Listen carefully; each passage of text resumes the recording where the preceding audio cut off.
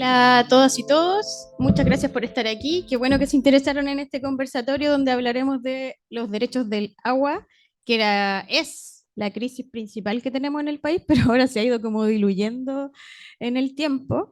Así que, y además es viernes en la tarde, así que súper contentos que estén acá. Esta actividad está organizada por el Núcleo de Participación, que es un núcleo del Instituto de Estudio Urbano, donde convergemos varios profesores que nos interesa cómo potenciar la participación ciudadana en los problemas ambientales y también en los problemas que están relacionados con la ciudad y su desarrollo.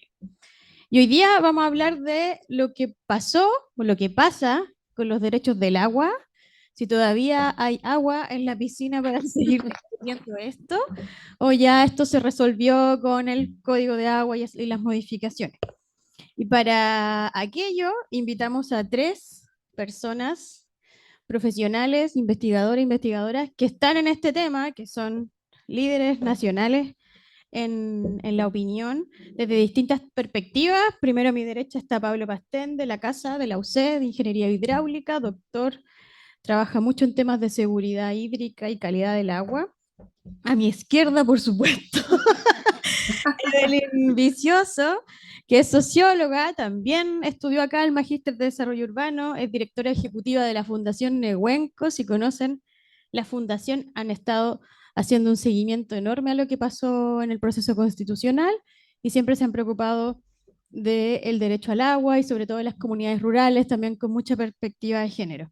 Y detrás mío está Verónica Delgado, que es abogada, doctora en Derecho, líder, ¿cierto?, en lo que es el derecho ambiental del agua, profesora asociada a la Universidad de Concepción, también tiene un centro que hace seguimiento a todos los cambios legislativos ambientales que están relacionados con la calidad del agua, con los procesos nuevos como la desalinización, también hemos interactuado mucho con los humedales. Bueno, la dinámica va a ser que yo les voy a hacer preguntas a cada uno, la misma pregunta, y la idea es que cada uno desde su disciplina, su perspectiva, desde la problemática del agua que ha abordado, nos entregue su visión. Ese va a ser como el primer bloque, tres preguntas.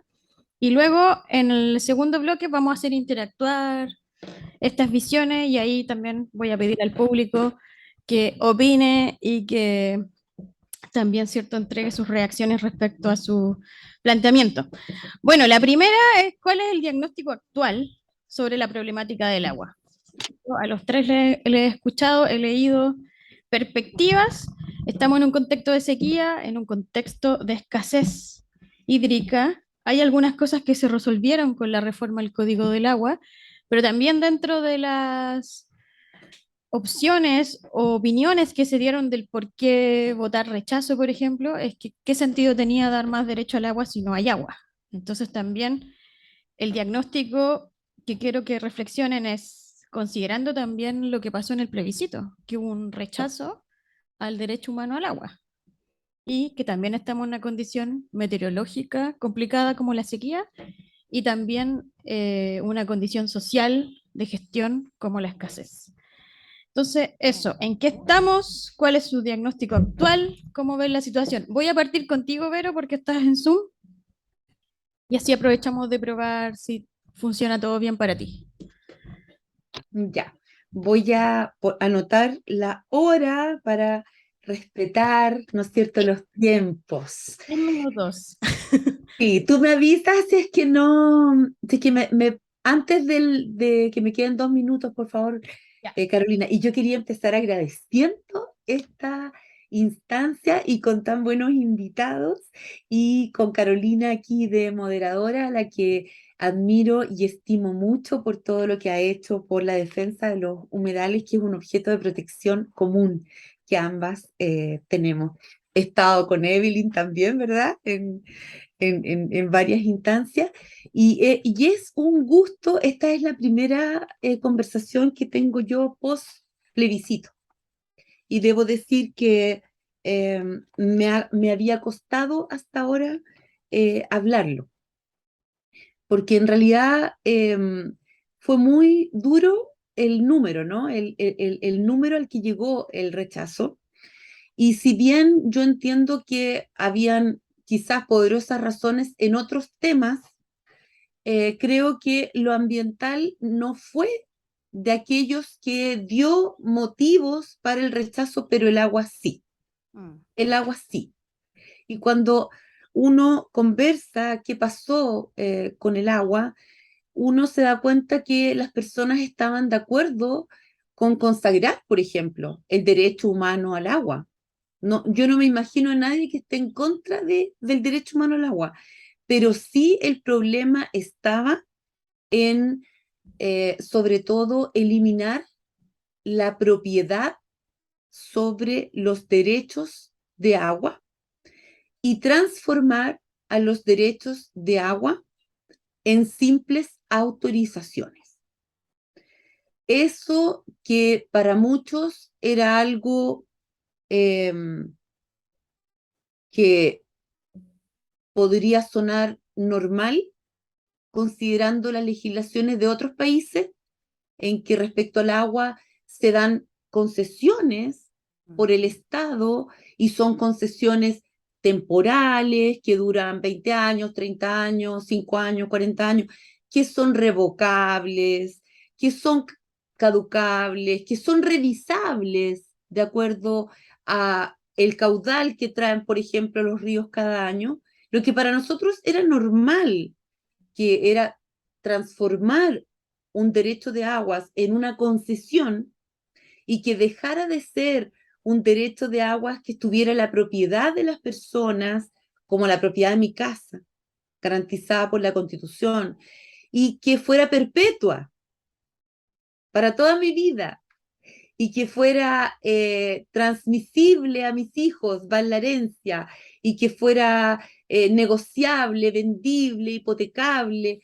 Lo que para nosotros era de alguna manera normal el cambio, no lo fue, no lo fue, no tuvo una buena aceptación, no hubo no tuvimos o no comprendimos bien la realidad de muchos agricultores del país, y no estoy hablando aquí solo de los grandes o de las grandes mineras o de las grandes industrias, sino que a muchísimos agricultores pequeños y medianos les asustó que ya ellos no tuvieran propiedad sobre los derechos de agua, porque hacían preguntas importantes que no fueron bien resueltas tampoco en las normas transitorias de la Constitución.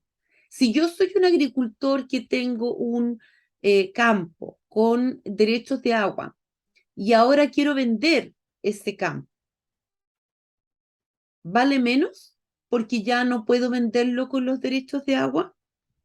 Si ya los derechos de agua son incomerciables, si yo ya no los puedo vender, ¿qué quiere decir? ¿Que los tengo que devolver?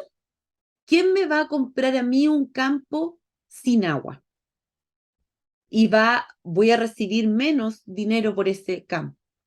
Surgieron preguntas relacionadas con las sanitarias, porque decían que en algunas regiones, por ejemplo Valparaíso o Santiago, las sanitarias pudieron proveer de agua a la población solo porque compraron o arrendaron los derechos de agua a los agricultores. Entonces, ¿cómo se iba a solucionar ese tipo de problemas? Y eso asustó, porque no hubo tiempo para explicar mejor las cosas. No hubo tiempo para explicar las normas transitorias que de alguna manera trataron de hacerse cargo de estos problemas y dijeron que mientras no se dictara una ley que regulara estos cambios en agua, durante esos 3 años iban a regir normas que iban a permitir transferencias entre los titulares de los derechos de agua, pero informadas y autorizadas por la Dirección General de Aguas, y siempre que tuvieran por finalidad garantizar el derecho humano al agua. Es decir, la sanitaria iba a poder seguir realizando estos acuerdos con los agricultores para abastecer a Santiago, Valparaíso, etcétera. No hubo tiempo para explicarlo bien, y tampoco debo reconocer las transitorias abarcaron todas las situaciones de dudas que se plantearon por la prensa, por expertos en derecho de agua, por la Sociedad Nacional de Agricultura, por el Consejo Minero y por representantes de casi todos los sectores productivos. Había mitos también, Claro. habían fake news, hubo de todo, pero lo cierto es que eh, yo creo que el problema en agua fue ese. No creo que el rechazo haya estado en reconocer al derecho humano al agua. No creo que haya estado en reconocer como segundo uso prioritario el ecosistémico. No creo que haya estado en la gestión integrada de cuencas, en tener un ordenamiento territorial vinculado al manejo de las cuencas, a tener protección de los glaciares, por ejemplo, para que sobre ellos no haya habido minería. No, yo creo que el problema fue la propiedad de los derechos de agua y su incomerciabilidad. También el hecho de que no se comprendió que el agua fuera calificada de un bien común.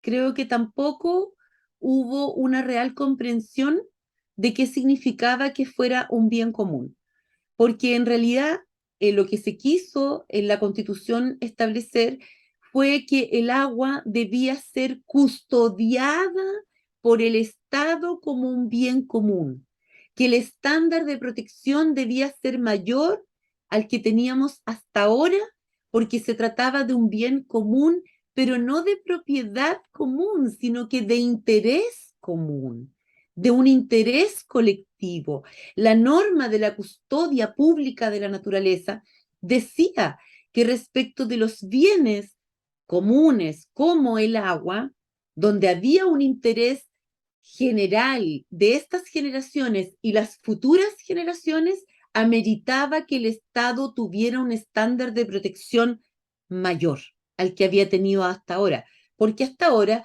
el Estado no logró, primero, que un bien de la nación o pueblo en la práctica se privatizara, no lo logró evitar, y tampoco ha logrado conservar, preservar o restaurar. Entonces, de lo que se trataba con la categoría de bienes comunes era de darle una importancia a estos bienes a tal punto que teníamos que custodiarlos mejor, con más altos estándares y con deberes específicos del Estado y que podían ser exigidos por cualquier ciudadano en tribunales, porque entendíamos que este Estado custodio tenía que rendir cuentas a la ciudadanía, como ocurre, por cierto, en otras latitudes donde rige la doctrina del public trust. Sin embargo, se entendió que estábamos diciendo que el agua era de todos, que se tenía que gestionar comunitariamente, que los que tenían hoy día derechos de agua los iban a perder. ¿Y por qué se entendió así? Porque había una norma transitoria que señaló que se iba a comenzar un proceso inmediato de redistribución de las aguas en las cuencas.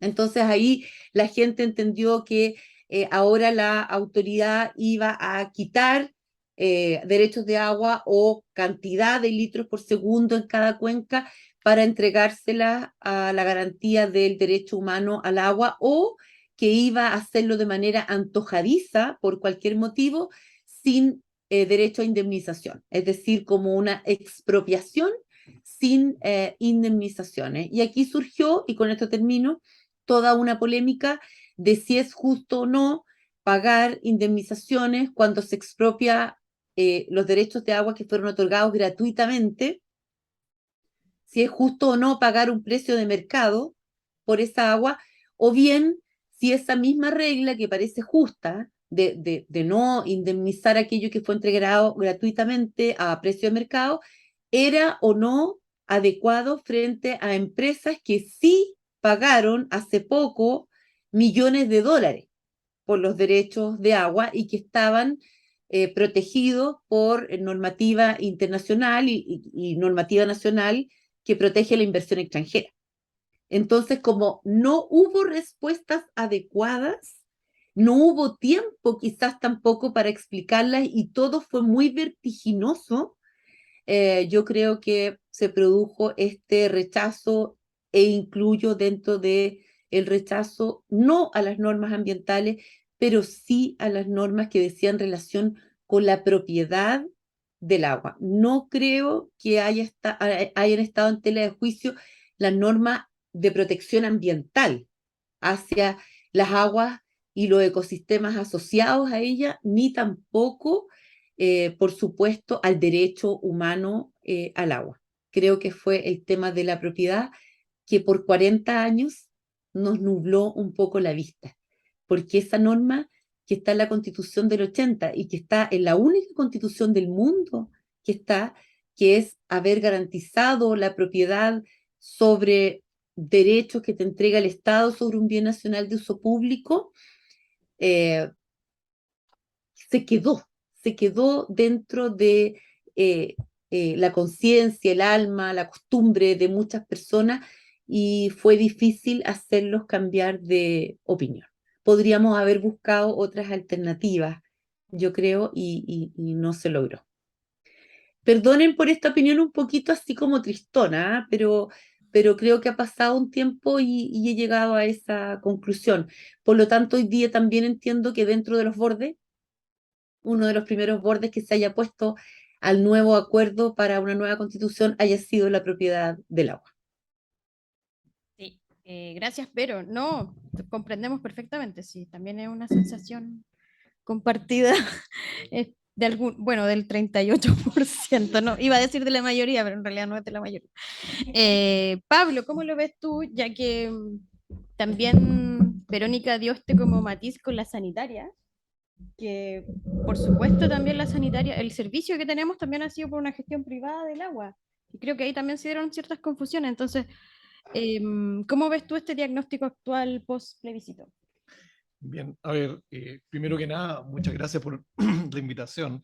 Es un honor estar acá y también encuentro como fantástico ser minoría, Como ingeniero. porque, no, y minoría como Bueno. ingeniero y también ser el único hombre en una mesa en un tema que realmente necesita un enfoque de género. Y entiendo que ese tema, así que probablemente las mujeres son mucho mejor eh, repartiendo algo que es común, tienen mucho más dispuesto a eso. Así que no, muy feliz de estar acá. Además que esta sala me trae hartos recuerdos porque aquí empezamos a concebir el CEDEUS en algún momento, que es un centro FONDAP en el cual hemos tenido 10 años de trabajo y este ha sido uno de los temas. Y para mí ha sido todo un viaje, porque imagínense, yo soy geoquímico, ingeniero hidráulico en el laboratorio, y después hacer un viaje al conocimiento de otras disciplinas que son súper importantes y hacia la política pública. Entonces, esta sala me llena de eso. ¿Ah? Yo encuentro súper importante que tengamos encuentros como este. En la universidad y fuera de las universidades, porque el diálogo de las disciplinas, el diálogo de los saberes es muy importante para llegar a acuerdos, es la base de los acuerdos y entender el lenguaje del resto es importante. Y en este problema que nosotros nos llegan muchas noticias, que tenemos más del 40% de las comunas con decretos de escasez hídrica, tenemos 147, no, probablemente al final de la charla van a haber 150 comunas Claro, con decreto de escasez hídrica. No llega a eso, pero al final eso a veces no nos deja tiempo para pensar qué lo ha producido, cómo se ha producido. ¿Ya? Y es que estamos en un sistema súper complejo con cambio climático, con sistemas que son sistemas socioambientales. Y sobre eso tenemos que hacer decisiones como ponernos de acuerdo en cómo queremos tratar el agua, siendo que estos sistemas son extremadamente complejos. Y yo me atrevería a decir que conocemos muy poco dónde estamos parados, dónde estamos, de los recursos que nosotros utilizamos, el cómo los usamos, cuál es su calidad natural, cuánto hay. Puede estar definido desde el punto de vista legal o normativo, pero en realidad cuánto es lo que uno puede usar sin alterar los sistemas. Así que en ese sentido, yo creo que es bien importante aproximar eso de distintos lados. Nosotros no podemos proteger lo que desconocemos. Por eso centros como el CRIAM, el núcleo que están desarrollando acá son fundamentales para alimentar esa discusión pública. Y en ese sentido, yo creo que es muy bueno que estos centros estén involucrados. Yo creo que en esta discusión tiene que ir quizás un poco más allá de pensar cómo estamos ahora y qué cosas se aceptan o no se aceptan en la Constitución, sino que asegurar condiciones mínimas, por ejemplo, el derecho a la ciencia, el derecho a la información. Con eso nosotros podemos empezar a ver y a ponernos de acuerdo. ¿Ah? Como nosotros entendemos, por ejemplo, si estamos definiendo el uso del agua, ¿cuál es el contexto para hacer eso? Oye, si la cuenca actualmente no es la unidad de gestión, y debería ser, y en eso estamos súper de acuerdo que naturalmente es el sistema biogeofísico donde se ocurren las cosas. Pero ahora, claro, uno cambia, uno se va un poquito más allá y las divisiones administrativas no coinciden con las cuencas. Entonces, ¿cómo pueden tomar decisiones distintas unidades territoriales administrativas sobre un sistema físico que es integrado? ¿Ya? Y en ese sentido nos cuesta verlo. Y respecto a lo que planteaste de la sanitaria, es un ejemplo bastante clásico. Hay una cosa que hay que ver acá, que la sanitaria, antes teníamos, por ejemplo, acá en Santiago, a EMOS, la Empresa Metropolitana de Obras Sanitarias, y después se hizo una privatización. Eh, Hay que recordar que cuando pasaba eso, por ejemplo, el sistema de tratamiento de aguas servidas de Santiago era una laguna profunda que tenía poca gestión y muy poca eh, efectividad técnica. Cuando uno pasaba hacia el aeropuerto, en esos tiempos, había un olor terrible, ¿cierto? No sé si alguno de la gente que está acá recuerda esos tiempos. Yo me enfermé de tifus antes que empezaran, antes de los años 90, ¿ya? Y eso es porque se regaban las lechugas, que crecían súper grandes, súper bonitas, con agua que tenían agua servida. Claro. ¿Ya? Cólera. Teníamos cólera. Entonces había todo un problema de salud pública y por otra parte había una falta de capacidad de implementar eso a una escala de una ciudad, de que en ese tiempo eran 4, ahora tenemos varios millones más. Claro. De personas y un problema de salud pública extremadamente grave. Entonces, lo que se hizo en ese tiempo fue atraer esta otra forma de hacerlo. Y si uno mira concretamente los registros de coliformes fecales en Mapocho en Rinconada y compara antes de los 90, porque la Dirección General de Agua tiene registros largos, ustedes ven mucho, poco. Si ven los episodios de IFU y cólera, bajan. Entonces, yo creo que yo lo veo desde el punto de vista positivo, no necesariamente respecto al sistema económico, pero el surgimiento de la sanitaria produjo un antes y un después en el tema del saneamiento. ¿Ya? Y de hecho, más bien yo creo que deberíamos pensar en el derecho al agua potable y al saneamiento. ¿Ya? Desde el punto de vista del agua potable sí lo estábamos haciendo bien y de hecho cuando uno empieza a ver los indicadores de Millennium Development Goals, ODS asociados a esos dos aspectos, por lo menos a nivel regional, hemos estado súper bien. Hace poco escribimos un libro con Alejandra, un capítulo de un libro, Alejandra Vega que está ahí, del CDEUS, y con otros investigadores de aquí, de otras universidades.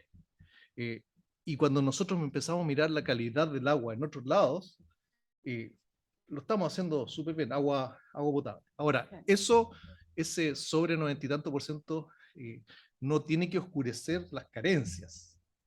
Y claramente alguien que está en una APR, que está recibiendo un agua, cuando la recibe con una calidad que no es la apropiada, evidentemente le da lo mismo el resto. porque si yo no tengo agua, me veo súper, súper limitado. Entonces, esas realidades no tienen que ser enmascaradas desde ningún punto de vista, ¿ya? Y actualmente está esta ley de servicios sanitarios rurales, la 20.998, que ahora se llama servicios sanitarios rurales porque consideran no solo la provisión de agua potable, antes se llamaban APR, agua potable rural, para considerar el tema saneamiento. Y ahí, por ejemplo, hay que ver ahora que tenemos menos de un 10% de sistemas con tratamiento seguro de aguas residuales, claro. Y también una cantidad importante de lo que falta. Entonces, yo creo que el tema de la sanitaria es tema grande, hay que ver temas de eficiencia, hay que ver temas de tarifa, de todas maneras, las pérdidas que tienen agua no facturada, varios temas, y hay que ver también el agua rural, que es donde tenemos quizás uno de los grandes debes. Sí, debilidades. Sí. Y para cerrar esto, y nuevamente volviendo al tema como del encuentro de las disciplinas, cuando empezamos CEDEUS teníamos bien puesto en la mente y en el foco estos límites biofísicos con que no debemos pasar. Planetarios. Estos límites planetarios que incluyen el cambio climático, la biodiversidad, los nutrientes, cosas así. Pero después, yo creo que en este proceso y en los modelos que uno ve alrededor, hemos evolucionado un poco más a esto de la economía de la dona, de la rosca. No sé si alguien más lo ha escuchado de Kate Raworth, que dice por afuera tenemos que estar pendientes de estos límites planetarios, que son globales, pero algunos se pueden bajar a escala local, pero por adentro tienen que estar las bases sociales, ¿ya? Y uno no puede dejar de pensar que esa dona que queda entre esos límites planetarios y esas bases sociales es el lugar seguro donde deberíamos estar. Y claramente lo que ha pasado en Chile en los últimos años ha visto que esta fundación, esta base social es importante para esa estabilidad. Entonces, se tienen que pensar ambas cosas en conjunto. Y nosotros tenemos que dar algunas luces desde la academia en cómo alimentar esa discusión de política pública. Excelente. Bueno, en eso estamos. Bueno, Evelyn, ¿cómo lo ves tú? Bueno, yo te conozco antes del estallido, sé lo comprometida que eres con el agua, y me dio la sensación que para ustedes se les abrió una oportunidad enorme porque ustedes venían reclamando por el problema, por la falta, ¿cierto?, de agua potable rural, y de repente se abre esta oportunidad enorme de hacer una constitución. Ustedes fueron una voz súper clara, concreta, se la jugaron también por una opción. ¿Cómo ves tú ahora el diagnóstico actual? Y además que tenéis mucho trabajo en terreno, en comunidades que están con el problema y que igualmente rechazaron. A ver, no sé si se escucha bien. Dale. Bueno, igual que la Vero, ha sido súper difícil post plebiscito, porque yo creo que pasan dos cosas que son importantes conversar, no solo de este plebiscito, sino el plebiscito anterior, como los ánimos de revanchas de las electoralidades afectan a las comunidades, porque finalmente la defensa del medio ambiente ha sido construida en base a crear comunidades, que no es algo, a comunidades de participación, que no es algo que en Chile sea evidente, porque está difícil construir comunidades. Entonces, para nosotros ha sido súper duro, porque después del plebiscito, que fue un masazo, que nosotros lo preveíamos, sobre todo en las zonas rurales, porque como lo decía la Vero, había muchas dudas por el tema del patrimonio y de la propiedad del agua. Yo también creo que dentro de los temas medioambientales el agua era el que generaba menos certezas, pero también por otro lado es el que generaba el derecho humano al agua, una aceptación súper grande, pero no era un gatillante para la toma de decisión del voto. Y eso es súper importante decirlo. O sea, eso es súper difícil y yo creo que de las cosas dolorosas de que el agua todavía no sea un gatillante para tomar decisiones importantes a futuro del país.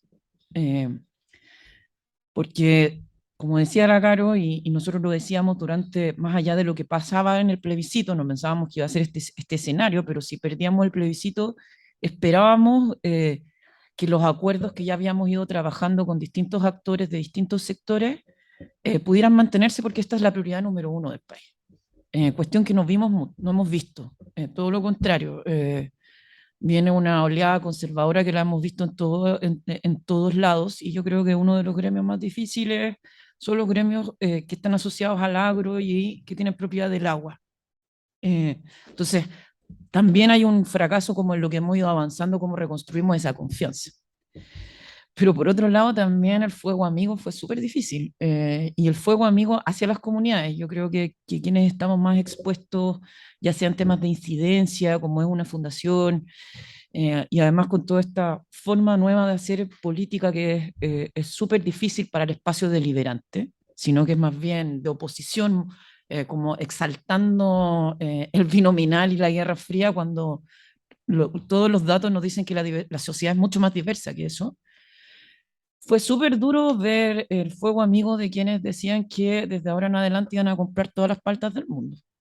Y que les daba lo mismo que la gente defecara, y yo lo leí literalmente en bolsas de caca, en redes sociales. Yo creo que ese nivel de crueldad, a mí al menos es lo que más me costó, porque no es solo un 62%, o sea, es sentir que ese 38% no entiende muy bien el proyecto colectivo que se estaba tratando de conformar, o al menos lo que en agua queríamos conformar.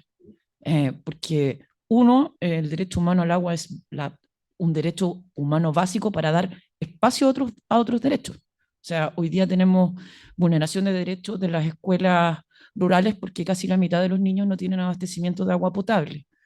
Si bien, como decía Pablo, hay un porcentaje alto de calidad de agua en zonas que son abastecidas por sanitarias, en las zonas rurales no sabemos, mucho menos las familias que hoy día están viviendo abastecidas por camiones aljibe, no sabemos la calidad de esa agua, no tenemos transparencia para evaluarla. Entonces, cuando los que apoyan la propuesta salen con ese tipo de caricaturas, uno dice, bueno, la pega es mucho más difícil. Nosotros apostamos, como decía la Caro, de ser un actor visible para la discusión constitucional, pero también ser un actor visible para un debate democrático. Nos tratamos también de diferenciar de los que estaban en nuestra misma trinchera, que los escuchábamos y los veíamos gritando, y entendíamos que el problema grande de gestión del agua no lo íbamos a resolver solamente con la consagración del derecho humano al agua o con eliminar el código de aguas, porque lo que tenemos que hacernos cargo es de el efecto que genera un modelo que ha sido de explotación absoluta de nuestras cuencas. Entonces, no es solo cambiar, sino es saber claro cuál va a ser la hoja de ruta para esos cambios. Y creo que eso también es un poco triste ver que ahora en esta nueva discusión supuestamente abierta, ni el Congreso tiene claro para dónde va. Y yo lo digo así porque de las cosas más difíciles sobre la participación es entender las decisiones que van en contrario a lo que uno quiere. Yo puedo entender que la gente rechazara. Entiendo muchas de las razones, han sido escuchado, he conversado harto, lo veníamos conversando con gente del campo, entendíamos que había harto de un tema de tradición, pero a mí lo más difícil y lo que más me ha costado es cómo le traspasamos el poder constituyente a un Congreso. Si básicamente es la institución peor evaluada de los últimos 20 años, donde además las discusiones importantes que generan, como ha sido la discusión a reforma al Código de Aguas, se demoró 12 años y luego de eso no hay mucha claridad hacia dónde queríamos ir. Y cuando se aprueban estas grandes leyes, el Estado tampoco tiene una facilidad de implementarlas, porque gastamos tanto tiempo en discutir en que todos tengamos la razón y que ojalá estos bordes estén súper claros, que se nos olvida lo que hay adentro, que es lo que vamos a hacer con la bolsa que queda dentro de los bordes. Hay mucha discusión de cuáles bordes sí, cuáles bordes no, pero les pregunto abiertamente, y esto es para todos los actores públicos, ¿han escuchado hacia dónde quieren que vaya el país? Yo al menos no lo he escuchado y pensaba que quienes habían coordinado con la exitosa campaña del rechazo tenían alguna claridad hacia dónde querían ir, pero tampoco la hay. Entonces, es bien preocupante porque el eje tiene que estar hoy día en los problemas básicos de las personas y tenemos todavía 1 millón de personas que no tienen acceso al agua potable.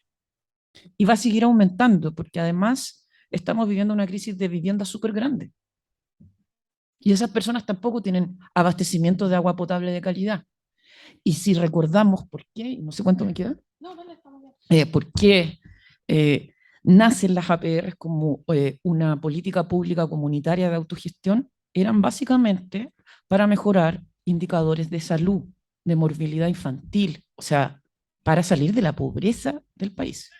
Y hoy día lo que está ocurriendo en los territorios con falta de agua es que estamos viviendo una pobreza hídrica que va a ser muy difícil enfrentar si es que no tomamos decisiones ahora. La reforma al Código de Aguas da hartas oportunidades, pero no nos permite planificar. Y ese es el problema que tenemos. Vamos a poder gestionar la emergencia, que es una herramienta que no teníamos, que de verdad las necesitamos. Tenemos un gran problema de implementación. No sé cómo lo vamos a hacer, no sé si hay disponibilidad de hacerse cargo de lo que tenemos que hacer para poder hacer que la prioridad número uno sea que las personas tomen agua de buena, accesible, de calidad y garantizada. Pero lo más preocupante es cómo vamos a tomar decisiones. Y aquí la pregunta de fondo es, ¿para qué queremos modelos participativos y para qué queremos una gobernanza que estamos dispuestos a entregar? Con eso, esas han sido mis reflexiones estas últimas semanas. Estoy llorando menos, la semana pasada la cara me veo más triste. No, sí, es verdad, la tuve que consolar la semana pasada. Oye, súper buenas como opiniones, reflexiones. Lo que me queda de la intervención de Vero, el propiedad del agua, o sea, como eso fue clave, me llama la atención ser propietarios de algo que es un bien común y que tampoco es tan concreto, o sea, no es algo que puedes guardar, almacenar, etiquetar y que sea cierto como un auto, pero se ve, por lo visto se ve un poco así. Segundo, lo del acceso, o sea, cómo nos orientamos hacia un acceso seguro al agua, que es lo que planteaba más Pablo, dentro de estos límites biofísicos. O sea, cada vez vamos a ser más personas en los asentamientos, y también con el contraste de cómo lo que se ve más vital, incluso muchas personas, ¿cierto? Se están moviendo a comunidades rurales o están migrando al sur por esta utopía de que hay agua, y tú misma decías que va a ser un gran problema el tema de la pobreza hídrica. Y tercero, ¿cierto? Como esta crisis institucional que tenemos, donde tampoco está tan claro hacia dónde vamos. Y también hago como la analogía de que todas las palabras que han dicho tienen que ver con el agua, o sea, los bordes, podríamos hablar como bordes del agua, ¿cierto? Este como el consumo, ¿cierto? La propiedad, como en el fondo ha tenido esta implicancia en un recurso que cada vez es más escaso. Ay, perdón por usar la palabra recurso, porque la Evelyn me ha enseñado que no tenemos que verlo solo con la perspectiva económica. Voy a la pregunta 2, sobre la propuesta constitucional. Yo entiendo que los tres de alguna forma trabajaron. Pablo publicó un documento de política pública desde CEDEUS con los puntos que debería tener la Constitución. Bueno, Vero trabajó activamente con los constitucionalistas o convencionales, tú también, o sea, estaban súper cercanos a la propuesta. De alguna forma también lo estuve yo en temas de bienes comunes y ecosistemas de agua, que por las intervenciones de los tres entiendo que no fue de lo más aceptado en este tipo de derechos. Si hay un segundo proceso constitucional, ¿qué aspectos de esta propuesta destacarían o mantendrían? Considerando que no van a ser todos. No quiero que me contesten lo fácil que es el de la protección de los ecosistemas, porque ese seguramente va a ir. O sea, porque, porque suena lindo. Así que, aunque no, tampoco puede, probablemente sea un derecho que no se respete. Pero, ¿qué destacan de esta propuesta y qué sí o sí tendría que tener en este segundo proceso? Aunque sabemos que este segundo proceso está medio confuso, no está tan claro como el agua, pero imaginémonos que viene un segundo proceso, que los actores se van a poner de acuerdo. ¿Cuál agua tenés que Sí, aclarar? ¿cuál agua? Un proceso puede ser medio turbio. Vamos a usar puras analogías con el agua. Pablo, voy a partir por ti. Ya.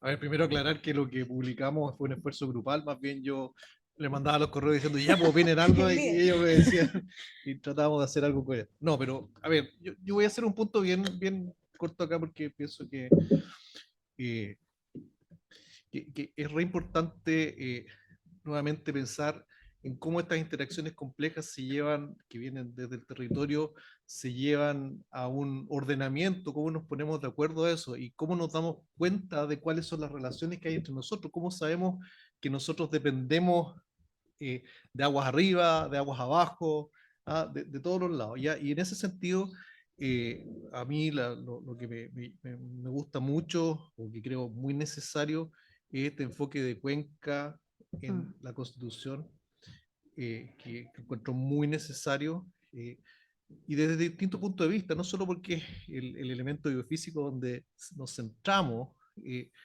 que cada cuenca es distinta a otra, sino porque tiene organizaciones Claro. que son capaces o deberían ser capaces después de tener esa gobernanza de su territorio. De su O sea, propio, el Consejo de Cuencas que se el proponía. Consejo de Cuenca. Pero, y la otra cosa que me parece como bien importante en esto de la cuenca es, a ver, ¿cómo nosotros sabemos qué tenemos disponible en cada cuenca? ¿Es razonable tener un ordenamiento parejo para todo Chile? Por ejemplo, estoy poniendo el Decreto Supremo 90, que regula las emisiones a los cuerpos de agua superficiales. Naturalmente, estuvo bien tener una cuestión pareja para todo Chile, pero hay lugares que requieren sus propias condiciones.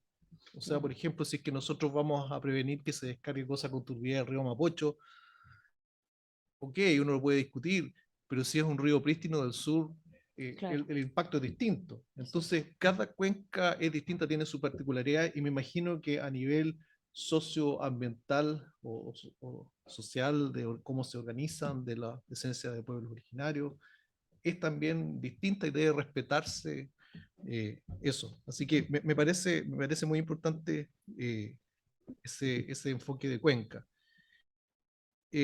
Ahora, ¿cómo nuevamente ponemos en perspectiva qué va primero, qué va segundo, y todas las otras cosas después? Es parte como de ese acuerdo social que es el que estamos viendo, ¿ya? Y me quedó una cosa que me resonó mucho con lo que dijiste recién de los APR. En realidad falta muchísimo por saber de APR. Nosotros estamos haciendo una tesis con una alumna de magíster de calidad de agua de los APR, y si tú vas a las sanitarias, tienen, pero así casi diariamente, toda la estadística súper bien, ¿ya? Y la simetría con los APR, que descansa en organizaciones comunitarias, pero que no hay una sistematicidad de cada cuánto se toman las muestras, dónde se guardan los valores. Entonces, finalmente no tenéis idea de qué pasa.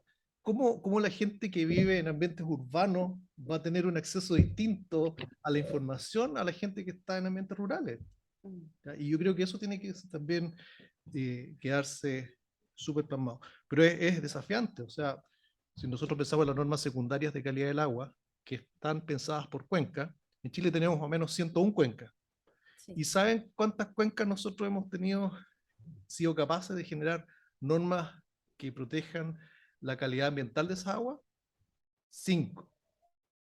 Y de hecho eran 6, pero después se retrotrajo una por tema o por una disputa. Entonces, sabemos re poco y nos cuesta ponernos de acuerdo, ¿ya? Y cómo hacemos una constitución para dar lugar a que se encuentren, que hayan esos acuerdos, ¿no? Bien, entonces enfoque de cuenca, anótalo, Cristian. De todas maneras, Ese va. con destacador. Sí. Evelyn, ¿qué rescatas tú? Perdón. Bueno, yo creo que hay hartos elementos que son rescatables, pero hay que negociar, hay que priorizar. Y en eso creo que uno de los puntos a favor, y Vero, no sé cómo lo viste tú, me gustaría tu opinión. Creo que la Agencia Nacional del Agua, al ser un organismo autónomo no del Estado, estaba mucho mejor evaluado a una subsecretaría. Por lo menos es lo que a mí me tocó ver con organizaciones de usuarios de agua y dirigentes de APR. Algo que la izquierda tiene que aceptar, las izquierdas tenemos que aceptar, para hablar en global, es que en este país la gente no confía en el Estado, y tiene razón. El Estado no ha sido eficiente en un montón de problemas que son cotidianos. Entonces, si la solución va a ser estatal, tiene que ser eficiente.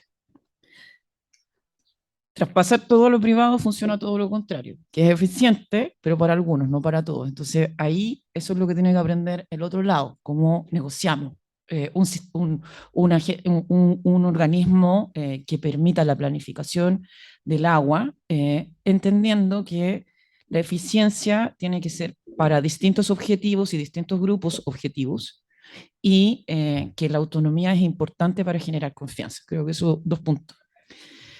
Derecho humano al agua en el próximo va a estar, ya está consagrado con la reforma al Código de Aguas. Yo creo que sí es importante hacer súper claro lo de la protección de los ecosistemas, aunque acá no le parezca obvio, yo creo que no hay que asumir obviedades. Eh, Mientras no esté escrito, firmado, yo no... A mí me dijeron que la reforma al Código de Agua llevaba un año y la gente estaba toda de acuerdo y estaban discutiendo detalles. Se demoraron un año, después se demoraron como 6 años, o sea, 6 meses en promulgarla en un país con una sequía. Entonces, yo quiero que la gente firme. Eh, y en ese sentido creo que es importante, y no sé cómo es normativo y en una discusión de la Constitución, soy socióloga, no lo tengo claro, pero creo que hay cosas que hay que trabajar mejor, y temo que no vamos a tener el tiempo y que no lo resolvimos bien en este proceso. Uno, ¿qué esperamos de la participación ciudadana? Eh, ¿Para qué? ¿Para qué vamos a estar estableciendo procesos de participación? ¿Cómo vamos a involucrar y cómo se van a tomar decisiones de manera participativa? Eso es algo que la gente necesita. Si tenemos procesos participativos y no hay buenos resultados o no hay resultados, se nos cae un pilar importante. Lo otro que tiene que ver con la descentralización, la gestión y la gestión integrada de cuencas. Yo estoy de acuerdo en el enfoque de cuencas. Me cuesta pensar que se apruebe un consejo de cuencas a través de la nueva constitución, pero creo que eso tiene que ir de la mano con un Estado que facilite también la descentralización y la toma de decisiones territoriales. Y creo que en otro lugar que es importante, y creo que el instituto en esto ojalá que haga harto énfasis en la planificación territorial. Es una deuda del país, tenemos una legislación que subdivide territorios de una manera ridícula, no tenemos capacidad de tomar decisiones. Escuchaba aquí al profesor cuando decía, ¿qué va a pasar cuando un río esté en un límite administrativo? Yo lo único que recordé que tuvimos un semestre cuando estaba haciendo el magíster haciendo eh, análisis de la esquina que hay entre donde está La Vega, el que está Recoleta, Providencia y Santiago Centro. O sea, llevan no sé cuántos años, 200 años y nadie ha resuelto cómo van a tomar decisiones en conjunto en una esquina. O sea, ¿cómo vamos a aspirar a que vamos a tomar buenas decisiones territoriales en un río? O sea, también nuestra ingenuidad, como que eso escuchaba, como pensaba, es nuestra ingenuidad. ¿Cómo vamos a llegar allá? Porque sí, las necesitamos, pero hay tantos problemas que parece que la cultura, nuestra cultura política y de políticas públicas, es poner los problemas y los diagnósticos, pero nadie era solución, nadie se atreve, no tenemos capacidad de innovación, no utilizamos tampoco la evaluación para ir probando pequeños cambios, entonces nos quedamos con puras teorías. La gente decía, oh, el proyecto constitucional es muy bonito, es súper ambiguo, súper ambicioso, pero ¿cómo se hace? Bueno, yo le decía lo mismo a la gente cuando me lo decía. Usted me está diciendo que la gente, los políticos se van a poner de acuerdo con una que nos una. ¿Cómo lo van a hacer? Porque tampoco creo que eso sea posible. No lo he visto. Los políticos los ve usted todos los días ahí en la tele. Entonces, ese pensamiento mágico que tenemos respecto de lo que queremos que ocurra y que no ocurra, ¿cómo lo vamos construyendo? O sea, deconstruyendo para ir construyendo implementación de políticas públicas, que es el desafío de este país, sino que tenemos que hacer acciones concretas. El estallido fue una ausencia de Estado en unas respuestas concretas. Se preparó una respuesta concreta que no fue suficiente para la ciudadanía, no generó la certeza. Y tenemos que aceptar. Hay hartos de que era ñoñoíno, probablemente un poco, pero también la pregunta es, ¿qué hacemos para aprobar una nueva constitución? Porque ya venimos de 2 fracasos. Entonces, la pregunta que tenemos que hacernos todos y todas, para que le pedimos a nuestros dirigentes, no que solo vayan a defender nuestras ideas, sino que también sepan cuál va a ser el límite para poder aprobar una constitución. Porque hasta el momento lo que tenemos es que la constitución de Pinochet es la más legítima. Y al menos a mí eso no me va a dejar dormir. Y entonces, ¿cómo la participación influye, cómo construimos ciudadanía? Para que podamos tomar decisiones, aspirar, que yo creo que sí en eso, más allá del plebiscito, hay acuerdo en que la ciudadanía incida en esas decisiones y que esas decisiones de implementación de políticas públicas sirvan para enfrentar al país. O sea, perdón, enfrentar las necesidades del país, no al país, que es lo que hemos estado viviendo, sino las necesidades urgentes que tenemos porque son urgentes y con el escenario actual de crisis económica, de legitimación de la vía política y de una crisis ecológica, vamos a tener más problemas de Latinoamérica de los que nos gustaría aceptar, porque nos gusta más vernos en otros modelos que aceptar que somos un país de Latinoamérica que tenemos que enfrentar desafíos de pobreza. Pero ¿cómo lo ves tú desde el derecho? Mire, yo creo que, ¿me escuchan bien? Sí. Yo creo que el proceso también demostró que se buscó que hubiese una mejor técnica en la redacción, que no fuera tan larga, que no fuera tan repetitiva. Y yo puedo decir que desde lo ambiental sí había harta repetición. Como que todas las comisiones se quisieron asegurar, ¿ah?, de que los temas ambientales saliera la palabra protección, restauración, conservación. Y yo creo que ahora va a venir un proceso en que se va a querer la síntesis. Va a querer seguramente abordar temas de manera más acotada, y quiero decir aquí que ojalá lo que ocurra es que la Constitución sea una moderna, propia del siglo XXI, pero que también respete ciertas tradiciones que el mensaje del plebiscito nos dejó, que la gente quiere mantener ciertas categorías tradicionales.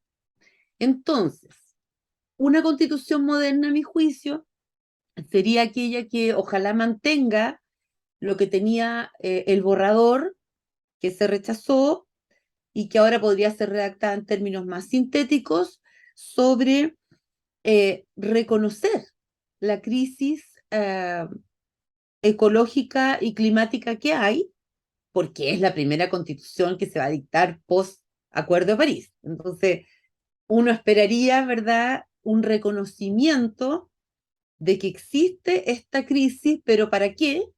Para asumir deberes específicos del Estado y de las personas naturales y jurídicas, nosotros y las empresas, ¿verdad?, en, eh, en enfrentar esta crisis. En segundo lugar, creo que una constitución moderna del siglo XXI debiera aludir, quizás muy brevemente, como lo hace la constitución alemana, a un enfoque ecológico. La constitución alemana es una muy cortita, la más cortita en temas ambientales de los países de la OECD, y señala que existe el deber de proteger las bases naturales de la vida.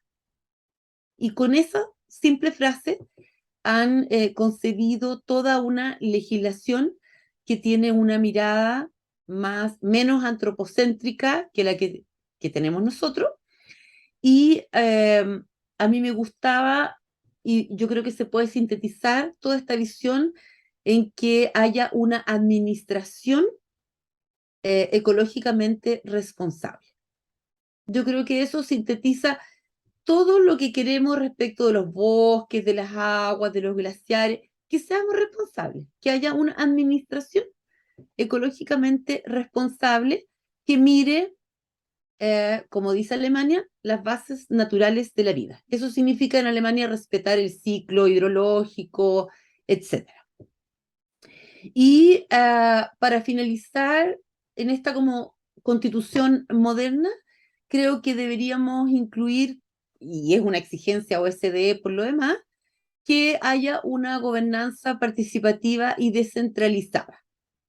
Y aquí entonces no creo que vaya en la nueva constitución la existencia de los consejos de cuenca, como tuvimos, o la agencia del agua como un organismo que iba a prestar asistencia técnica y financiera a los organismos de cuenca, que era una visión descentralizada del tema. pero creo que lo podríamos lograr indirectamente cuando si ojalá se mantiene esto de que el ordenamiento territorial se haga vinculado con la gestión integrada del agua y sus ecosistemas asociados.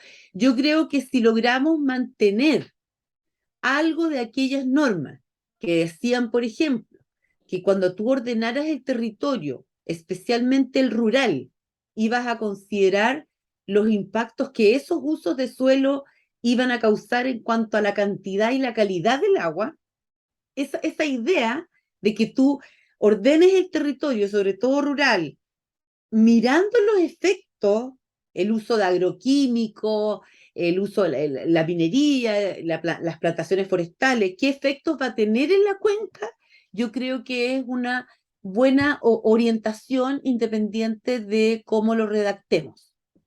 Lo podemos redactar más breve, pero podemos lograr que la unidad territorial con la que trabajemos, tanto en agua, la planificación del agua como la planificación del territorio, sea la cuenca, como decía el profesor.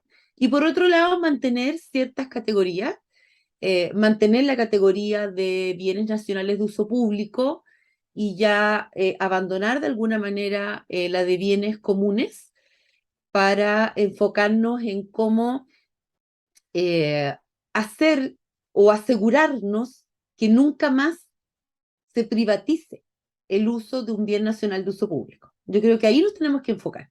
Podemos seguir hablando de bienes nacionales de uso público, que son los bienes de la nación o pueblo, pero tenemos que garantizar que no vuelva a ocurrir lo que ocurrió con el agua, y para eso tenemos que establecer deberes, como yo les decía, deberes de custodiar, de supervigilar siempre estos elementos y de dar a los ciudadanos las atribuciones para exigir que el Estado y los privados rindan cuentas de sus actos que, como les digo yo, existen en muchas partes del mundo.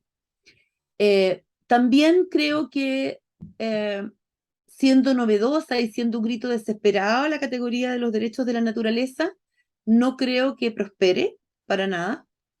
Y uno podría lograr lo mismo estableciendo o mejorando el deber que ya existía en la Constitución del 80 de preservar la naturaleza, mejorémoslo, establezcamos un deber, ¿verdad?, de conservar, preservar y o restaurar cuando corresponda a la naturaleza. O sea, podemos mejorar eh, esa redacción, y si ponemos la palabra respetando la integridad de los ecosistemas, recuperamos los derechos de la naturaleza sin que sea una categoría que cause tanta adversión por lo incierto que puede ser y por el fracaso que ha habido de esa categoría en la Constitución ecuatoriana, a pesar de los avances que muchos jueces han tenido en el mundo respecto de los derechos de los ríos, los derechos de las montañas, etcétera. Yo creo que quedándonos en lo más tradicional podríamos lograr lo mismo, pero modernizando algunas expresiones de las que tenemos. Y no olvidemos que algunas cosas ya se adelantaron en la reforma al Código del Agua y la Ley de Cambio Climático. ¿Ah? Tenemos que ahora hacer como una revisión un poco de lo que ya se avanzó con esa legislación y quedarnos con lo que nos falta. Ahora, el otro día escuché una excelente exposición de un profesor de la Universidad de Stanford, donde decía que le parecía excelente que hubiéramos consagrado en la Constitución la Agencia del Agua y la Defensoría del Medio Ambiente, porque estando en la Constitución sería mucho más difícil para presidentes como Trump o Bolsonaro por ejemplo, hacer desaparecer al Ministerio del Medio Ambiente. O sea, el tener la institucionalidad reconocida en la Constitución, como es una agencia del agua que nos ha costado 40 años tenerla y que nada asegura que la tengamos, y por otro lado, la Defensoría de la Naturaleza que en el fondo daría asistencia gratuita a las personas que tengan problemas ambientales, que son problemas colectivos, y donde las tarifas de los abogados ambientales son una de las más caras del mundo, y habiendo ahora siendo parte de Escazú, que garantiza el acceso a la justicia ambiental, yo creo que sería bueno tener a esta defensoría en la Constitución para no correr el riesgo luego que ha pasado en países vecinos en que se retrocede al eliminar fácilmente estas instituciones por ley o por decreto. Eso. Bien. Entonces, pero si eres partidaria de la Agencia Nacional, porque lo primero, como que decías que No, lo que te digo es que creo que no va a ir, no, eso, no va. Perfecto. pero un experto nos decía el otro día que era recomendable poner algunas instituciones para que no sean derogadas por los gobiernos de turno. Perfecto, sí, porque es verdad que Pero yo no creo que lo vayan a dejar sí. en el nuevo texto. Y bueno, los bienes comunes, también dijiste lo mismo. ¿Y la cuenca entonces sería un bien nacional de uso público o la cuenca sería una unidad de ordenamiento territorial? No, la cuenca es una unidad de ordenamiento territorial integrada, por supuesto, por el agua, ¿verdad? Que es un bien nacional de uso público y todos sus ecosistemas asociados, pero esos ecosistemas asociados, las riberas, los cauces, los humedales, los bosques que están al lado, igual pueden ser propiedad privada. Exactamente, por eso era lo que Claro, iba a claro. comentar. Lo importante es que siendo privada o pública hay un interés común en que se tienen que satisfacer eh, objetivos que trasciendan a esta generación con las intervenciones que hagamos en cada cuenca. Es decir, tenemos que, cada vez que hagamos algo en la cuenca, fijarnos en que haya un beneficio colectivo de esta generación y la futura, y que no haya, por el contrario, un perjuicio, como está ocurriendo hoy día, que no solo no hay beneficios, sino que hay perjuicio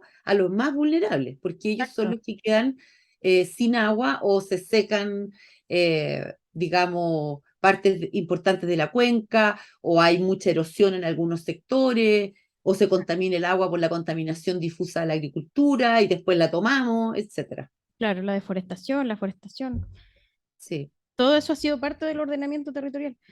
Em, bien, ahí me quedó súper claro. Vamos a la última entonces, esta va a ser más cortita, 3 minutos cada uno, y tiene que ver con lo que nos preocupa en el núcleo, que es la participación. Tú ya diste algunas luces, Evelyn, sobre la participación y las comunidades. Em, yo también tengo la sensación de que en muchos problemas ambientales relacionados con el agua solo participan las personas interesadas, y eso creo que también genera un sesgo, como, así como, tampoco tengo una respuesta elaborada, pero dada mi experiencia en la ley de humedales y de las repercusiones que está teniendo hoy en día, si uno hablaba con las personas que lo defendían, para ello era obvio la ley, incluso querían más, pero ahora también vemos muchas personas comunes y corrientes que dicen, no, ¿por qué? ¿Por qué van a proteger un humedal que es de mi propiedad? Yo quiero hacer otra cosa. Entonces, ¿qué desafíos ven de la participación, pensándola no solo en la participación organizada, sino que o tiene que ser organizada para que realmente sea participación de las comunidades en estos problemas de institucionalidad del agua, gobernanza y considerando que probablemente estemos sin nueva constitución un buen tiempo?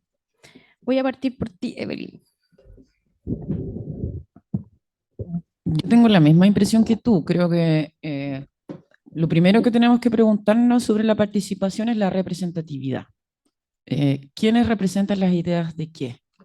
Porque estamos llenos de sesgo y todos pensamos que estamos en un grupo donde estamos todos de acuerdo, y en situaciones como este plebiscito, donde se les pregunta a todos, quedamos todos, ¿qué pasó? Eh, porque la gente quería algunas de estas cosas, pero tampoco se hace cargo de lo que quiere. Y eso es porque tenemos un proceso cultural deficiente de participación.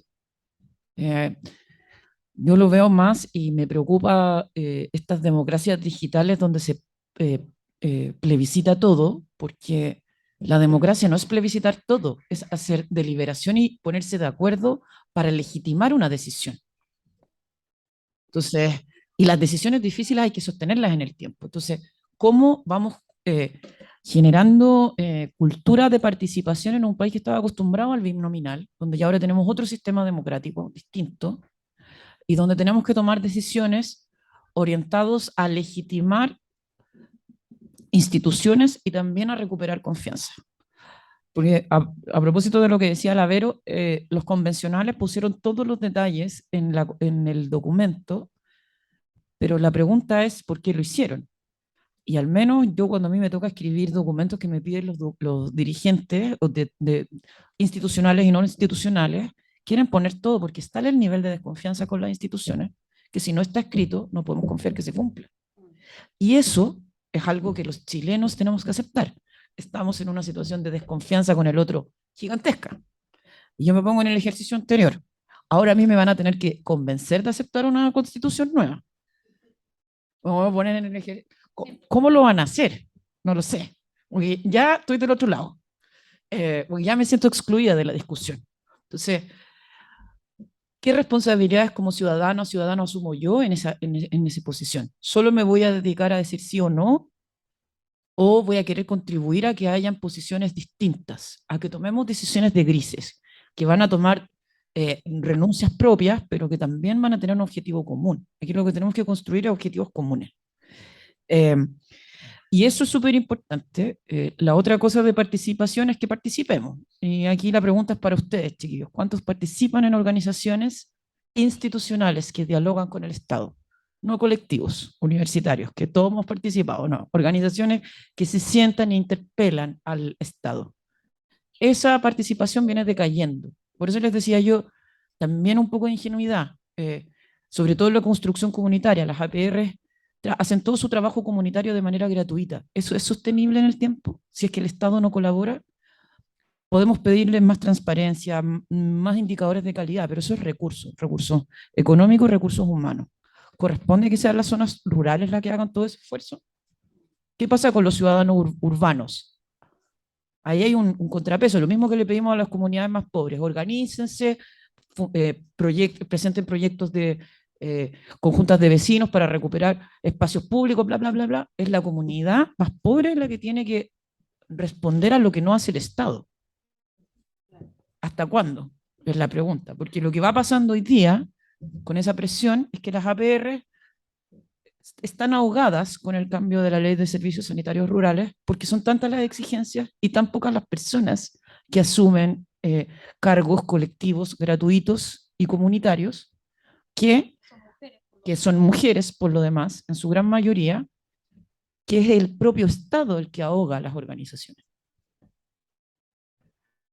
Y si uno entiende, bueno, se solicita, necesitamos mejorar, ya está bien, pero tiene que haber una respuesta mejor a que sean las personas que están viviendo el estrés máximo de la ausencia de agua. O sea, eso ya genera una crisis en una organización. Entonces, construir comunidad para enfrentar problemas de agua, climáticos o de cualquier orden, requiere también que el Estado sea un socio de las comunidades, que facilite la gestión comunitaria, que va en contra de toda una cultura individualista, del like fácil, de ciudadanos digitales que no se involucran en la institucionalidad. Porque eso es lo que ocurre finalmente. Entonces, quienes se quedan haciendo la pega, los tratamos mal, les decimos que se roban la plata, o sea, clásico, o sea, yo lo pasé cientos de diagnósticos de juntas de vecinos, ahora lo mismo con las APR. Y el Estado, para evitar eso, les pide un montón de cuestiones de transparencia, pero ¿quién se preocupa de los dirigentes? Si ellos están con la gente, ellos son los que responden el teléfono cuando no hay agua, cuando una familia no tiene estanque para llenar el agua. No es el municipio, porque los municipios en zonas rurales son pobres, no es ninguna institución del Estado, no es ningún privado, es la dirigencia. Y son habitualmente mujeres que dejan de construir patrimonio para utilizar ese tiempo en el bien común, en la extensión de su hogar. ¿Quién asume ese costo? Entonces, hay harto que pensar en términos de participación, al menos desde mi desafío, trabajando muchos años en de participación, es cómo hacer una mejor implementación para que sea más eficiente para las respuestas de las dirigencias. Diagnósticos ya hay muchos, cientos, pero hemos avanzado poco en eso, en la implementación. Sigue siendo la participación una declaración y no una forma de hacer las cosas que nos mejoren nuestra convivencia, si la participación es para eso, para mejorar la cohesión social. Y necesitamos cohesión social si es que queremos un enfoque integrado de cuencas. Porque si no nos ponemos poner de acuerdo, imagínense cómo nos vamos a poner de acuerdo con personas que han tenido la propiedad de los canales de riego en un pedacito de su río con los que no tienen el agua y que tienen papeles así, en blanco, que no tienen agua. Esa gente se tiene que poner de acuerdo, sentar en una mesa y tomar decisiones. ¿Cómo se van a tomar esas decisiones? Sí, pero la democracia digital me parece que ya es realidad, ¿no? Como... No, pero sí también lo pienso que Black Mirror lo adelantó hace rato y vamos para allá. Pero, ¿cómo lo ves tú? ¿Participación en las comunidades? Bueno, yo coincido con lo que ha dicho, con lo que se ha dicho recién, obviamente, pero voy a tratar de mirarlo como más de arriba y decirles que, bueno, en ambiental la participación es muy importante en la toma de decisiones, esto lo sabemos desde hace muchos años y ahora hemos logrado que en Chile se logre que el Acuerdo de Escazú sea hoy una ley vigente en Chile que nos va a permitir subir los estándares de participación ciudadana en materia ambiental y ojalá que lo entendamos de la manera más amplia posible, es decir, no solo en el Ministerio del Medio Ambiente, sino que en los ministerios sectoriales que toman decisiones en minería, en energía, sobre todo en agua, sin ninguna instancia de participación ciudadana. O sea, el Código de Agua no tiene ni una sola norma de participación ciudadana porque solo pueden participar o reclamar o interponer recursos o reclamos o ser considerados en su perjuicio los dueños de los derechos de agua. Ahora, recién en el Código de Agua de la reforma del 22 se agregó una norma que dice que para imponer una limitación al ejercicio de los derechos de agua hay que oír a la comunidad, pero no hay ninguna experiencia de aquello. Entonces, lo que yo les quiero decir es que tenemos con Escazú una esperanza de que esto mejore, de que mejoren los estándares de participación y también me hago la pregunta, Evelyn, ¿para qué? ¿Para qué le vamos a preguntar la opinión a las personas? Tenemos que tener una finalidad clara y hay procesos en que esas personas se van a tener que involucrar físicamente con el tema y hay otros en que no, en que les vamos a preguntar cuestiones generales. Y en ese sentido les quiero decir que el tema a veces es complicado. Por ejemplo, yo no soy siempre partidaria de que todo se decida, por ejemplo, por un plebiscito si en un territorio la pregunta es, ¿conservamos el humedal o ponemos un mall? Me da susto llegar a esa pregunta, porque voy a tener que respetar los resultados democráticamente. Entonces, creo que hay ciertas cosas que tienen que eh, ser bien pensadas en relación a todo lo que le vamos a preguntar a las personas. Y les quiero contar que han habido casos emblemáticos en materia ambiental en que por falta de participación se han anulado decisiones. Y les quiero contar una para que la piensen. Hace 2 días salió un fallo que anula una declaratoria de humedal urbano. ¿Saben por qué? Por falta de participación ciudadana. ¿De quién? De los dueños de los terrenos. ¿Por qué? Porque la declaratoria de humedal urbano, cuando se inició y se publicó, señaló un polígono del humedal urbano.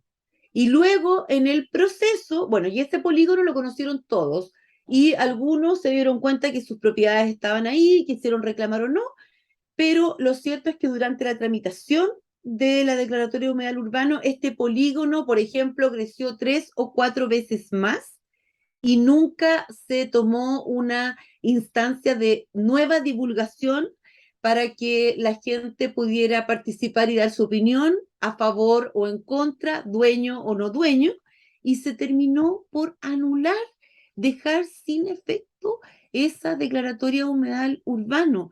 Es decir, no solo tienen derecho a participar aquellos que tienen intereses ambientales, sino que también intereses privados y que son los dueños de los terrenos donde está la declaratoria de humedal. Entonces, hay que ser cuidadosos con la participación ciudadana. tiene que siempre tienen que haber instancias de participación lo más amplia posible, pero tenemos que acotar bien para qué. Claro. Termino diciendo que como yo no creo que avancemos mucho en mi gestión integrada de Cuenca, no creo que avancemos mucho en mis amados organismos de Cuenca, ni en la Agencia Nacional del Agua que les tenía que prestar asistencia técnica y financiera. Estoy trabajando en la región del Biobío como, bueno, ad honorem, por supuesto, como consejo asesor del gobierno regional, en que creemos un fondo del agua con el gobierno regional. De hecho, el GORE priorizó que creemos un fondo del agua, que ya existen 36 en el mundo, 20 y tantos en América Latina, y en Chile le tenemos el Fondo del Agua en la Cuenca del Maipo, donde se va a invitar desde el GORE a todos los actores que quieran participar, desde el mundo privado, público, la academia, los con papelitos, los sin papelitos, para que ojalá a través del Fondo del Agua tratemos de ponernos de acuerdo en qué es lo que vamos a priorizar para hacer en el futuro de aquí a 20 años, cuáles van a ser las intervenciones en la cuenca para, uno, asegurar el derecho humano al agua, que aunque ustedes no lo crean, hay comunas en la región del Biobío que reciben agua en camiones aljibe. Y segundo, cuánto le vamos a dejar de caudal ecológico a nuestro río Biobío, que tanto hace por nuestra ciudad y nuestro territorio. Así que me voy por los fondos del agua, ya que creo que la ley va a avanzar lento. Ahí está. Pablo, ¿cómo lo ves tú? Me dejó completamente deprimido. Sí, mira, yo estaba pensando recién cuando hablábamos de planificación, ¿no? Y bueno, aquí estamos también en el Instituto de Estudios Urbanos y Sí, Territoriales. planificación. Evidentemente hay que hacer mención que es de hace tiempo uno de los lugares donde se ha estado pensando esto de planificación y planificación integrada también. Porque cuando uno piensa en planificarse, por ejemplo, piensa en qué voy a hacer, ¿cierto? Y por eso me gustó mucho el orden de las preguntas que pusiste, porque al final pusiste la participación ciudadana. Y cuando uno planifica, nosotros los ingenieros podríamos decir, mira, si es que tú, este río, así tal cosa, va a pasar tal otra cuestión. Si ponís tal planta de tratamiento, va a pasar esto. Tenemos como la bolita mágica que podemos tratar de predecir con ecuaciones, con cosas, lo que va a pasar. Eso, eso, pueden, eso puede servir para hacer análisis y diagnóstico en distintos escenarios, pero en realidad los que tienen que poner la agenda de para qué planificamos somos nosotros como sociedad. ¿Ya? Entonces, en ese sentido, la participación ciudadana es súper, súper importante, con la complejidad de que estos son sistemas a nivel local, pero a nivel más grande. Entonces, tenemos que ponernos de acuerdo a distintas escalas. ¿Cómo tú das feedback a este proceso desde nivel comunitario, nivel más grande, hasta el nivel nacional? ¿Ya? ¿Cómo nos ponemos de acuerdo de eso? Y menos mal que no soy abogado o sociólogo, no sé, o geógrafo, porque estaría aterrado con ese problema. Justo nosotras tres somos eso. ¿Ah? Abogadas, geógrafas, Sentiría sociólogas. el peso sobre mis hombros, de cómo generar esa gobernanza, cómo generar esa capacidad de un poco decidir en conjunto dónde vamos y también de darle la cierta flexibilidad a eso, porque no podemos desconocer que no tenemos la respuesta a todas las cosas, no sabemos qué van a pasar con muchas cosas, nos pillan de improviso, no sabemos estas relaciones complejas, entonces tenemos que dar espacio, además de que para que en el futuro encontremos cosas que no sabíamos que iban a pasar. Así que en ese sentido me parece muy, muy importante como el ponerse de acuerdo. Y la otra cosa que también quiero poner al centro de la mesa, y ahí como académico, como científico, como alguien que quiere aportar acá, es que yo recién decía, no podemos proteger lo que desconocemos. ¿Ya? Y hay una deuda gigante respecto a cómo conocemos dónde estamos parados y cuáles van a ser los efectos de nuestras acciones. Eh, pero tampoco, y eso está muy ligado, a que no podemos generar agendas compartidas, en este ponerse de acuerdo, sin conocimiento compartido. Y yo creo que ahí hay una deuda grande desde la academia, también desde las organizaciones, quizás mucho menos, desde el Estado, en tratar de tener aquí arriba de la mesa, decir, mira, este es una botella de agua, ahí está. Ya podemos tomar tanta agua desde ahí. Pero lo que pasa, por ejemplo, si ustedes empiezan a pensar en el Salar de Atacama y la explotación que hay ahí de sales y cosas así, llaman a los ingenieros para saber, bueno, ¿cuánto podemos sacar para que sea sostenible? Y hay 3 modelos. ¿A cuál le creemos? Y después llega a la comunidad y tienen que opinar. Sí. ¿Sobre cuál? Pero ¿qué es lo que es la napa freática? ¿O qué es lo que es la conductividad hidráulica? No sé, nosotros los ingenieros somos súper especialistas en poner terminología compleja para cosas que son complejas, pero en realidad... Cuando el río sueña. Pero no es... No ha estado en una conversación de sociólogo. He estado, pero quizás no lo he entendido suficiente como a llegar a darme cuenta. Entonces, en ese sentido, ¿cómo vamos como comunidades informar o como comunidad científica informar a las comunidades para que puedan tomar decisiones? ¿Cómo nos ponemos de acuerdo a que tengamos sobre la mesa un conocimiento compartido? Así que sin conocimiento compartido no vamos a tener agendas compartidas. ¿Ya? Y eso es una gran deuda. Excelente. Bueno, aquí cerramos ya los 3 bloques de preguntas que lo hicimos en conjunto con el equipo. Y voy a dar la palabra a Cristian o Carolyn o Giovanni, los profesores, si quieren comentar algo, feedback, ¿no? ¿Alguien del público, si quiere hacer una pregunta, un comentario? Quizás, bueno, Evelyn colocó más el tema de la participación en el sentido del para qué.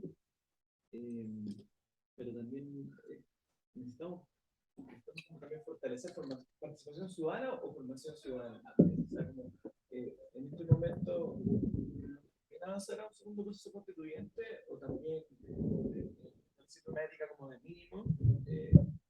Empezar a formar otra generación, o sea, o potenciar una discusión más profunda, porque me llega muy profundo lo que tú dices, que es una ética deliberativa.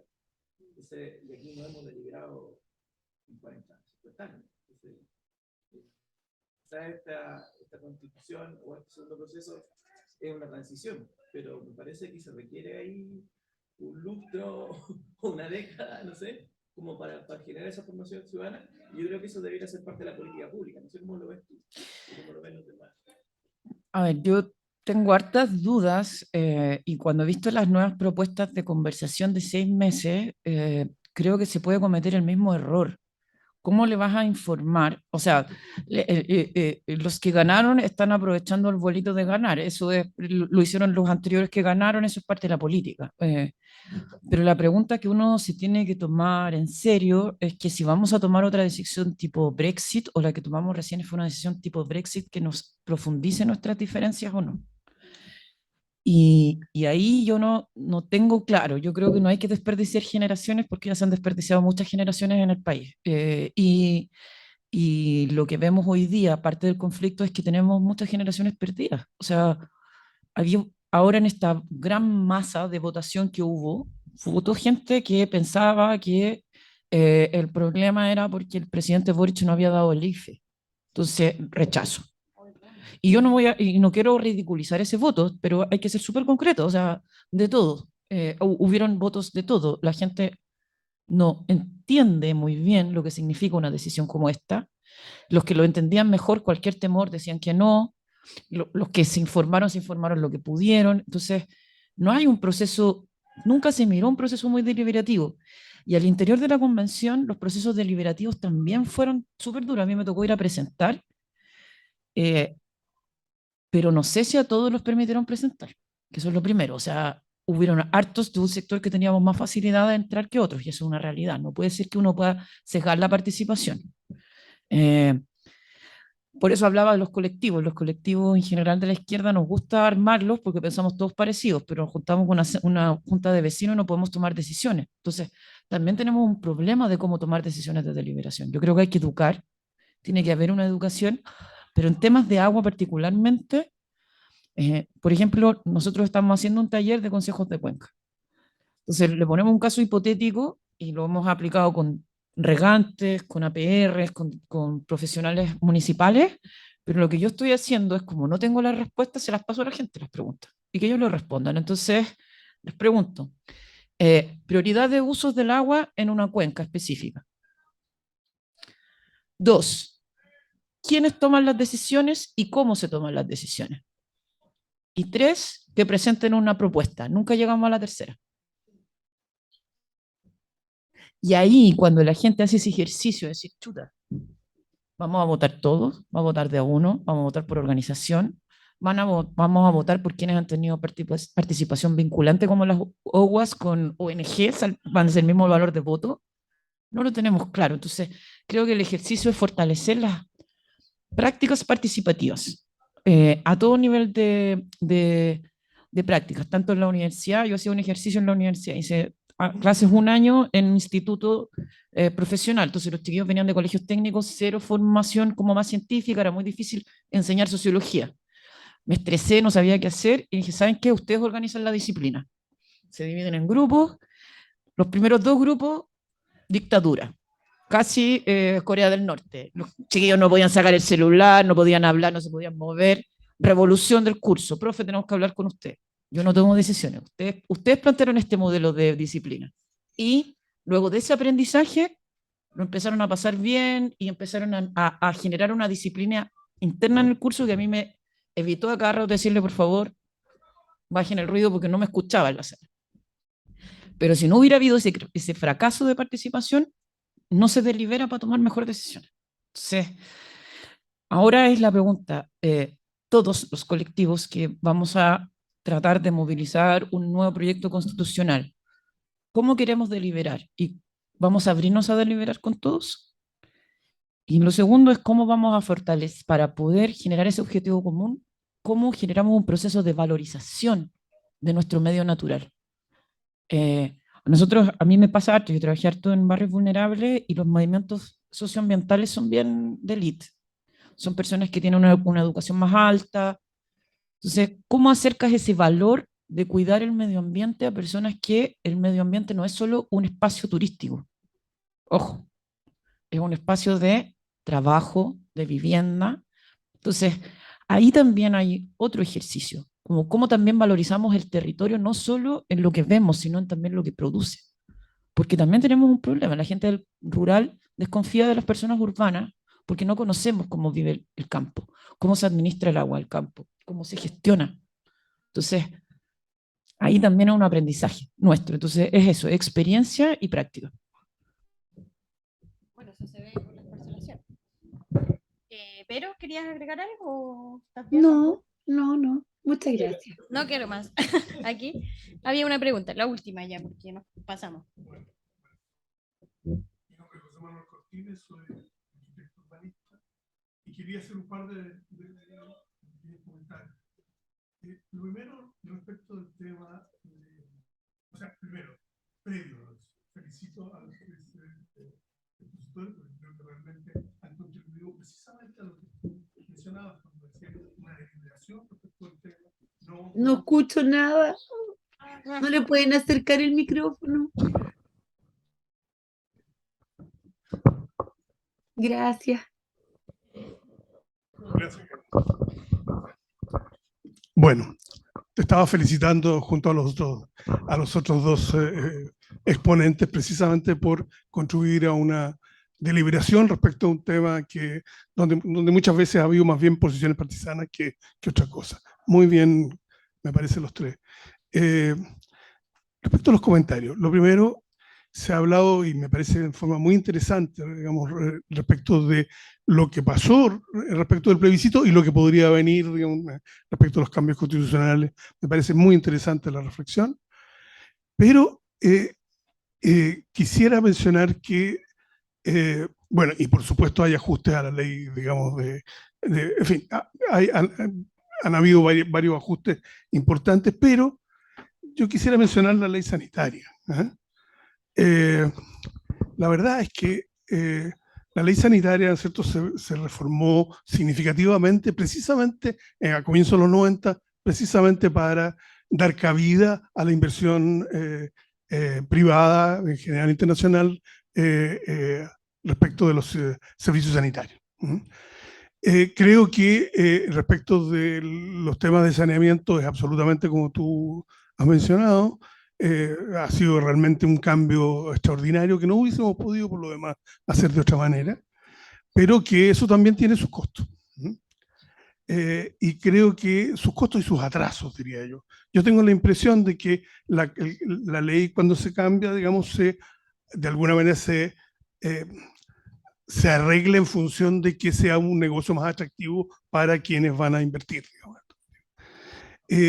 Y dentro de eso también el tema de los APR, digamos, precisamente se saca de la actividad de la sanitaria, ¿no es cierto?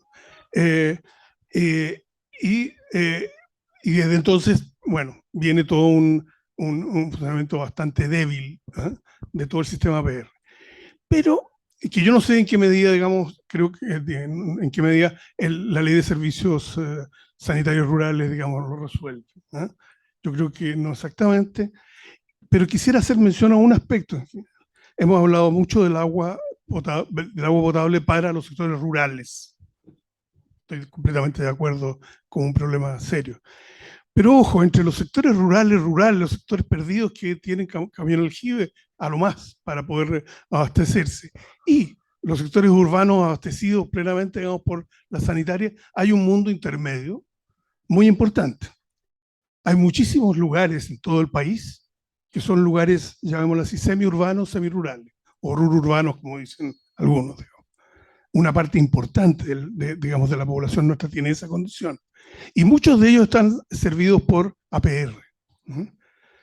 Localidades que han ido creciendo y convirtiéndose plenamente, digamos, en localidades urbanas.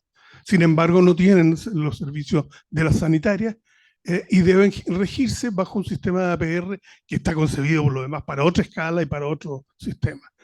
Ahí hay un vacío, un gris tremendamente importante que creo que vale la pena tener presente. Y eso es solo un ejemplo, a mi modo de ver, podría mencionar otro, de que la ley sanitaria debería ser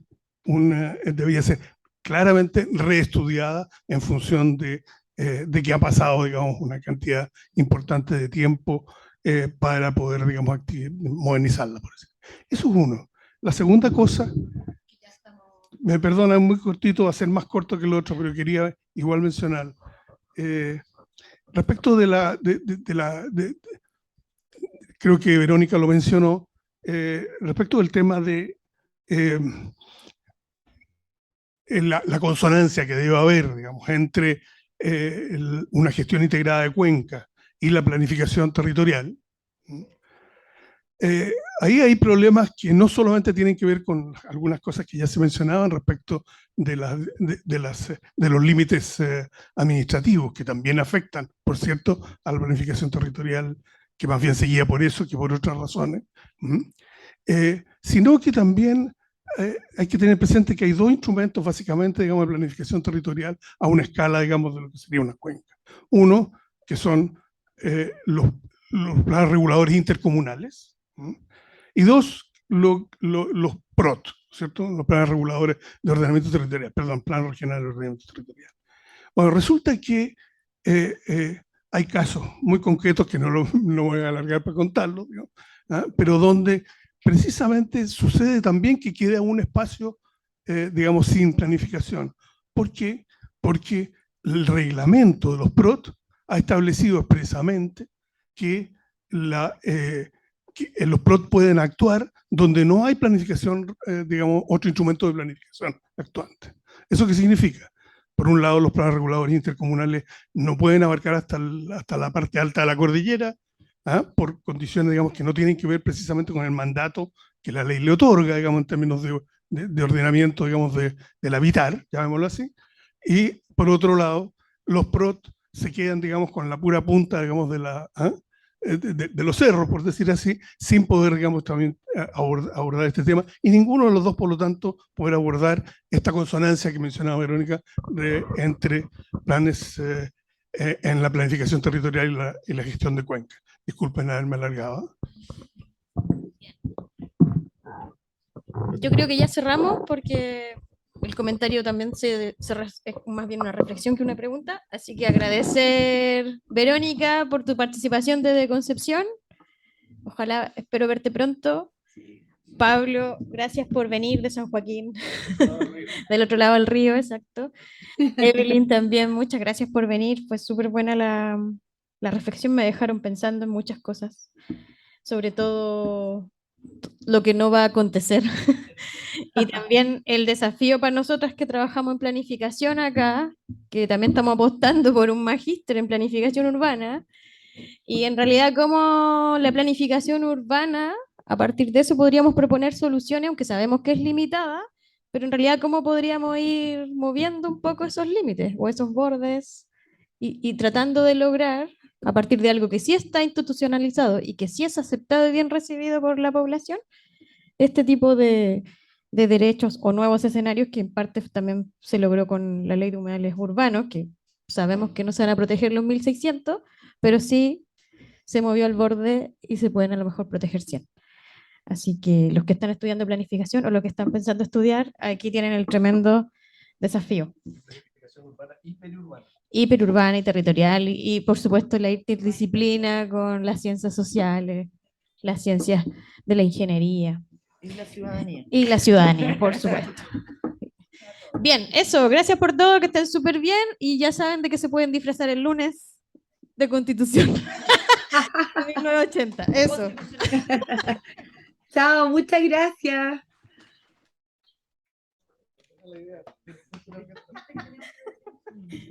de Constitución del 80.